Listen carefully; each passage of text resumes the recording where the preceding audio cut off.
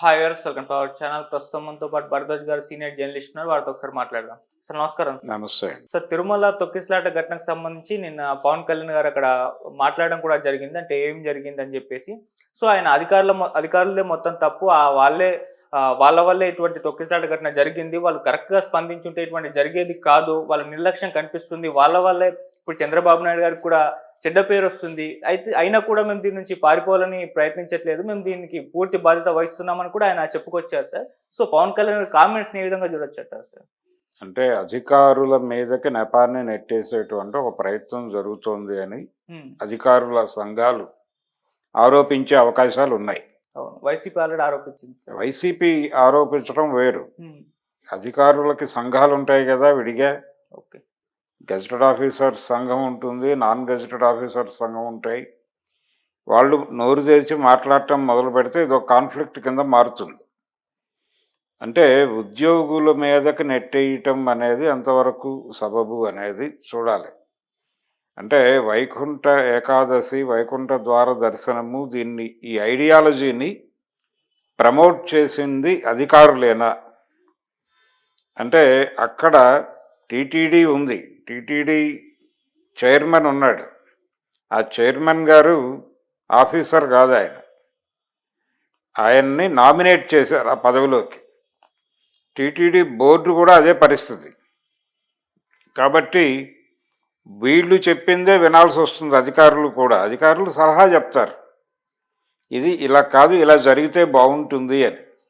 మీకు ఒక విజన్ ఉండాలిగా ముందు. ఆ విజన్ ఇవ్వాల్సింది ఎవరు? టీటీడీ నుంచి రావాలి. మనం వైకుంఠ ద్వార దర్శనము అంటున్నాము, దీనికి సంబంధించి ఇంతమంది ప్రజలు వచ్చే అవకాశం ఉంది. ఆల్రెడీ వచ్చిన తర్వాత అయినా మీకు ఒక ప్రిడిక్షన్ ఉండాలి కదా. ఇంతమంది జనం వచ్చేసారు కాబట్టి ఆల్రెడీ ఉన్నారు. అక్కడ ఉన్న వాళ్ళని ఎలా ఆర్గనైజ్ చేయాలి అనే దానికి సంబంధించి మీకు ఒక ప్లాన్ ఉందా? ఎవరికీ ప్లాన్ లేదు. ప్లాన్ లేకుండా అలా కూర్చున్నారు. జనాలను అక్కడ పెట్టుకుని కూర్చుని ఉండగా ఒక డోర్ ఏదో ఓపెన్ అయితే వాళ్ళంతటి వాళ్ళు భక్తి ఆవేశంలో ఉంటారు. జనాలు భక్తి అనేటువంటిది ఒక మూడు, ఒక ఎగ్జైట్మెంటు, ఆ రెండిటి కలయికతో ఏర్పడేటువంటి ఒక ఉన్మాద స్థితిలో ఉంటారు వాళ్ళు. ఈ ఉన్మాదము అనే మాట వాడటం తప్పే కావచ్చు, కానీ వాళ్ళ స్థితి అదే. ఈ భక్త్యావేశములో ఉన్నటువంటి వారిని కంట్రోల్ చేయటం చాలా కష్టం. ఇదే పరిస్థితి సినిమా థియేటర్స్ దగ్గర కూడా కనిపిస్తుంది మనకి. హీరో వర్షిప్ ఉంది. హీరోలని ఆరాధించటం, పూజించటం అనే కల్ట్ ఉంది మన దగ్గర. ఈ హీరో వర్షిప్ ఉండటం వలన అక్కడ కూడా భక్త్యావేశాలే కనిపిస్తాయి అభిమానుల నుంచి కూడా. అందుకని గేట్లు ఎరగొట్టుకుని థియేటర్లోకి వెళ్ళాలనుకునేటువంటి బలం ఉంటుంది వాళ్ళకి. ఒక మాస్ హిస్టీరియా లాంటిది ఉంటుంది ఆ ఏరియాలో. కాబట్టి వాళ్ళని హ్యాండిల్ చేయటానికి ప్రత్యేక శ్రద్ధ, కార్యక్రమం అవసరం. ఆ రకమైనటువంటి కార్యక్రమం ఏదైనా రూపొందించుకున్నారా మీరు అంటే ఖచ్చితంగా లేదు. నిశ్చేష్టులై కూర్చున్నారు అక్కడ. కూర్చుని వాళ్ళలో వాళ్ళు తొక్కిసలాట ఏర్పడేటువంటి పరిస్థితి కల్పించారు. సినిమా హాళ్ళ వాళ్ళు చేసేవాళ్ళు గతంలో. ఈ గేటు దగ్గర జనాలు ఉంటారు, వాడు ఒక గేటు తెరుస్తాడు. ఈ గేటు దగ్గర జనాలు అటు పరిగెడతారు. ఈ పరిగెట్టే క్రమంలో చాలామంది కింద పడిపోతారు, తొక్కిసలాటకు గురవుతారు. కొంతమంది ఆ పక్కనున్న డ్రైనేజీల్లో పడిపోయి చనిపోతారు. ఇలాంటి అనేక దారుణాలు జరిగేవి. ఏది టికెట్లు బుకింగ్లోనే దొరికినటువంటి సందర్భంలో. ఇప్పుడు బుకింగ్ మరణాలు ఎందుకు లేవు అంటే ఆన్లైన్లో టికెట్లు దొరుకుతున్నాయి కాబట్టి. బుకింగ్ అనేటువంటి సమస్య లేదు ఇప్పుడు. అలాగే మీరు కూడా ఆన్లైన్లోనే టోకెన్స్ తీసుకుని మీకు కేటాయించినటువంటి సమయంలో మీకు కేటాయించినటువంటి ఏరియాకి వచ్చి నిలబడండి. ఇలాంటి ప్రోగ్రాం ఏదైనా ఇచ్చుండొచ్చు కదా భక్తులకి. వైకుంఠ ద్వార దర్శనానికి మీరు రకరకాల పద్ధతిలో అక్కడ బ్యారికేడ్లు కట్టి ఒక్కొక్క ఏరియా ఇంతమందిని అకామిడేట్ చేస్తుందంటే అంతమందికే మీరు ఆన్లైన్లో టికెట్లు కొనుక్కున్న వాళ్ళకే ప్రవేశము అనే పద్ధతిలో మీరు ఒక టోల్ గేట్ పెట్టి సిస్టమేటిక్గా పంపించుంటే అంతమందే వచ్చేవాళ్ళు అక్కడికి. వాళ్ళే ఆ వైకుంఠ ద్వార దర్శనం చూసుకుని దండం పెట్టుకుని వెళ్ళేవాళ్ళు. ఆ పుణ్యం ఎవరికైనా వస్తుందని చెప్పుండాలి కదా మీరు. ఉమ్, ఈ సమయంలో మీరు మీ దగ్గరలో ఉన్నటువంటి వెంకటేశ్వర స్వామి గుడికెళ్ళి ఈ పూజలు నిర్వహిస్తే మీకు ఇదే పుణ్యం వస్తుంది. దేవుడు కేవలం తిరుమలలోనే ఉన్నాడా? మిగిలిన చోట్ల గుళ్ళన్నీ తీసేయాలిగా అప్పుడు. వెంకటేశ్వర స్వామి కేవలం తిరుమలలోనే ఉంటే మిగిలిన ప్రాంతాల్లో ఎందుకు వెంకటేశ్వర స్వామి గుళ్ళు ఉన్నాయి? అవన్నీ తొలగించాలిగా. అక్కడే అదొకటే పెట్టుకోండి కౌంటర్. ఇంకెందుకు ఇవన్నీ గోల? ఆ పని చేయరు. దైవం ప్రతి చోట ఉన్నాడని చెప్తారు. ప్రతి చోట భక్తులు వెళ్ళి పూజలు చేసుకోవడం కోసం ఎక్కడికక్కడ వెంకటేశ్వర స్వామి గుళ్ళు ఉన్నాయి. ఈ కార్యక్రమానికి కూడా అక్కడికి వెళ్ళండి. వెసులుబాటు ఉన్నప్పుడు వీలు వెంబటి మీరు ఆన్లైన్లో బుక్ చేసుకుని అక్కడికి రండి తిరుమలకి. ఎవరూ ఇబ్బంది పడద్దు. భక్తులని ఇబ్బంది పెట్టకుండా ఒక డిజైన్ రూపొందించేటువంటి పరిస్థితి ప్రభుత్వాలకు ఉందా? ప్రభుత్వం కదా పాలసీ చేయాల్సింది, అధికారులు కాదు. ఉమ్, అధికారులు సలహాలు చెప్తారు, ఇది ఇలా ఉంటే బాగుంటుంది అని. కానీ దాని మీద ఒక ఆదేశం ఇవ్వాల్సింది వాళ్ళే, ప్రభుత్వాధినేతలే. వాళ్ళు ఇచ్చిన ఆదేశాన్ని వీళ్ళు మళ్ళీ పరిపాలిస్తారు అక్కడ. అది లింకు అధికారులకి ప్రభుత్వానికి. ఓకే. కాబట్టి ఇక్కడ మా తప్పేమీ లేదు, మేమంతా చాలా గొప్ప స్థాయిలో ఆలోచిస్తున్నాం, ఇక్కడ అధికారులు మా ప్రభుత్వం పరువు తీశారు అని ఆయన అనుకున్నప్పుడు ఇమ్మీడియట్గా అక్కడ ఉన్నటువంటి అధికారులందరినీ, బ్యూరోక్రాట్స్ అందరినీ తీసేయండి. చర్య ఉండాలి కదా. మీరు కామెంట్ చేస్తే ఏడవటం కోసం మేము లేవు. మీరు ఇమ్మీడియట్గా అక్కడ ఉన్న అధికారులను రిమూవ్ చేయండి, ఆదేశాలు ఇవ్వండి. ఆదేశాలు ఇవ్వకపోతే ఈ మాట అనవసరంగా మాట్లాడానని క్షమాపణ చెప్పండి. ఏదో ఒకటి ఉండాలి కదా. మీరు నిజంగా నమ్మి మాట్లాడితే వాళ్ళని రిమూవ్ చేసి అక్కడ భక్తుల్ని కాపాడండి. రిమూవ్ చేశారా? ఈరోజు ఏమన్నా ఆర్డర్ వచ్చిందా? రాలేదు కదా. తీసేయమన నిర్మోహమాటంగా తీసేయచ్చు, టెర్మినేట్ చేయవచ్చు సర్వీస్ నుంచి. 6 మరణానికి, అంతమంది గాయాల పాలవటానికి కారకులైన అధికారులని ఎందుకు ఉంచాలి అక్కడ? టీటీడీ అక్కడ ఉన్నటువంటి అధికారంలో ఉన్నటువంటి ఐఏఎస్ ఆఫీసర్ల దగ్గర నుంచి మొత్తాన్ని రిమూవ్ చేయండి. రిమూవ్ చేసి ప్రక్షాళన అక్కడి నుంచి మొదలు పెట్టండి ఇమ్మీడియట్గా. మీకు అక్కడ గత ప్రభుత్వం గురించి మాట్లాడే హక్కు కూడా లేదు. ఎందుకంటే గత ప్రభుత్వానికి సంబంధించిన ఒక తప్పిదం జరిగింది అని మీరు ఆల్రెడీ ఒక అటాక్ చాలా కాలం క్రితమే మొదలుపెట్టి ప్రాయశ్చిత్త దీక్ష అనే పేరుతో అక్కడ కొంతకాలం పవన్ కళ్యాణ్ గారు ఒక దీక్ష నిర్వహించినటువంటి సందర్భం మనం చూసాం. మరి ఆ సందర్భంగా ఒక రూట్ మ్యాప్ ఇచ్చుండొచ్చు వాళ్ళకి, ఎలా ఉండాలి, భక్తుల్ని ఎలా చూసుకోవాలి, దైవ దర్శనానికి వచ్చినటువంటి భక్తులకు మెరుగైన సౌకర్యాలు కల్పించడానికి మనం ఏం చేసాం, మేము ప్రక్షాళన తిరుమల నుంచి మొదలు పెడుతున్నాం అని మీరు ప్రకటించి ఎంతకాలం అయింది? మీరు చేసినటువంటి పని ఏమిటి? ఏమీ లేదు కాబట్టి ఈరోజు 6 చనిపోయారు. కాబట్టి మిమ్మల్ని మీరు చెక్ చేసుకోండి ముందు. అధికారుల మీద నెపం వేయటం కాదు. నెపం సీరియస్గా వేసుంటే ఈ పాటికి రిమూవ్ చేయాలి వాళ్ళని. తీసేయండి నిర్మోహమాటంగా. టోటల్గా అక్కడ ఉన్నటువంటి అధికారుల్ని, అనధికారుల్ని అందరినీ పక్కకి జరపండి. టీటీడీ చైర్మన్ని తొలగించండి. తొలగించి మళ్ళీ ఫ్రెష్గా ఆలోచించండి. ఎవరు అక్కడ ప్రాపర్గా వర్క్ చేయగలరో వాళ్ళనే పెట్టుకోండి. ఎవరు చెయ్యరో వాళ్ళని తీసేయండి. ఓకే. ఎవరి వలన పనులు కావడం లేదో వాళ్ళని క్షమించకండి. అప్పుడు అంటే మీకు అక్కడ భక్తుల భద్రత ముఖ్యం. ప్రభుత్వానికే కాదు, టీటీడీకి కూడా అదే ముఖ్యం. భక్తుల భద్రత కోసమే ఆ వ్యవస్థ ఉంది అక్కడ. ఆ భక్తుల భద్రత గాలికి వదిలేసినప్పుడు ఇంకెందుకు మీరు అక్కడ? ఈ పార్టీకి నైతిక బాధ్యత వహించి రాజీనామా చేయాలి కదా టీటీడీ చైర్మన్. ఎందుకు చేయట్లేదు ఆయన? చంద్రబాబు నాయుడు గారు ఎందుకు అంత కూల్గా మాట్లాడాడు నిన్న ప్రెస్ మీట్ పెట్టి? పవన్ కళ్యాణ్ ఎందుకు అంత అగ్రెసివ్గా మాట్లాడుతున్నాడు? అంటే చంద్రబాబు నాయుడుకి కొంత జీర్ణం అయింది అక్కడ పరిస్థితి. ఇంకొకటి ఏంటంటే అక్కడ పోలీసు యంత్రాంగం కానీ భద్రతా వ్యవస్థ కానీ బలంగా లేదు. అంటే ఇలాంటి పరిస్థితి ఉత్పన్నమైతే హ్యాండిల్ చేయటానికి తగిన బలగం లేదు అక్కడ. దానికి తప్పెవరిది? అందరిది తప్పు ఉంది. అంటే ఇలాంటి వేవ్ ఉంటుంది అనేది ఎక్స్పెక్ట్ చేయకపోవడం నీ తప్పు. ఓకే. కనుల ముందు కనిపించినా కానీ తృణీకరించడం నీ తప్పు. అందుకు కదా బాధ్యత వహించాలన్నది. అందుకు బాధ్యత వహించి మీరు చేయవలసింది ఏమిటి, ఇమ్మీడియట్గా ప్రక్షాళన చేయండి. టోటల్గా టీటీడీ వ్యవస్థని ప్రక్షాళన చేస్తామని మీరు చాలా కాలం క్రితం చెప్పారు. అది జరగలేదని ఇప్పుడు అర్థమైంది, మీ వల్ల కాదనే విషయం కూడా అర్థమైంది. ఓకే. ఇంకెందుకు ఈ మాటలు, అధికారులు తప్పు చేశారు, లేకపోతే వాడు తలుపు తీసినటువంటి వాడు తప్పు చేశాడు.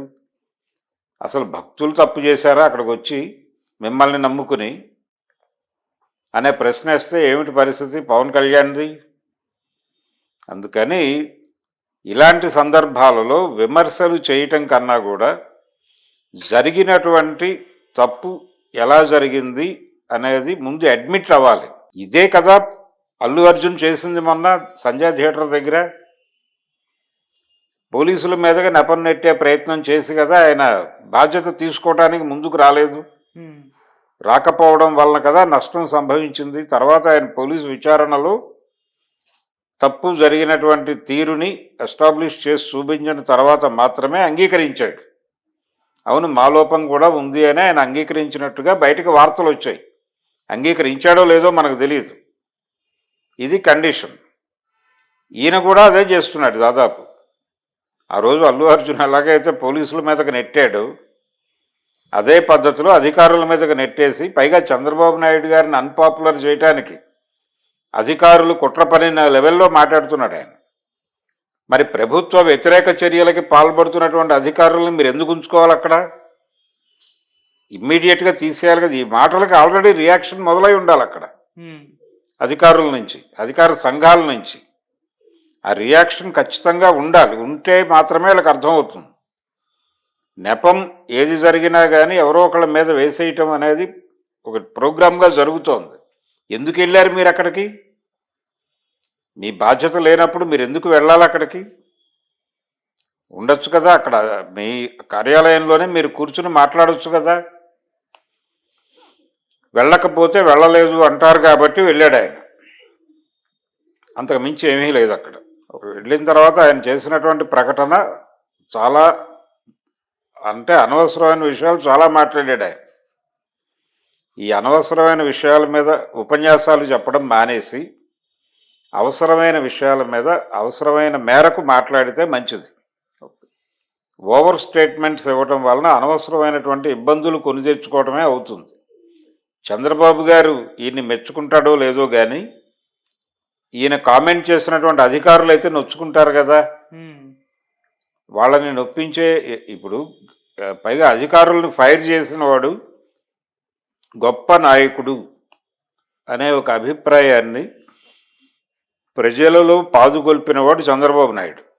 ఏది, ఆయన జన్మభూమి కార్యక్రమంతో రోడ్ల మీదకి అధికారులను తీసుకొచ్చి, ఏమమ్మా మీకు ఇక్కడ ఈ చెత్త తీయట్లేదా అంటే 15 రోజుల నుంచి ఎవరు రావట్లేదండి అని చెప్తారు అక్కడ జనాలు. ఎవరిక్కడ మున్సిపల్ కమిషనరు అంటాడు ఆయన. సార్ నేనే అంటాడు. వెంటనే అక్కడ డిస్మిస్ అని చెప్పి ఒక ఆర్డర్ వచ్చేస్తాడు ఆయన. దీన్ని ఉదాహరణగా తీసుకునే ఒక్కొక్కటి సినిమాలో ఆయన శంకర్ గారు పెట్టాడు. అర్జున్ ఇది ఎవరి వల్ల కాలేదు అనగానే వెంటనే ఒక టైప్ మిషన్ మీద వీడి సస్పెన్షన్ ఆర్డర్ టైప్ అయిపోతుంది. ఆయన అక్కడే సంతకం పెట్టి ఆడి చేతిలో పెట్టేస్తాడు. ఈ లెవెల్లో మీరు అనుకుంటే ఎలాగా? ఈ లెవెల్లో ఉండాలని కదా మీ ఉద్దేశం, చేయండి అది.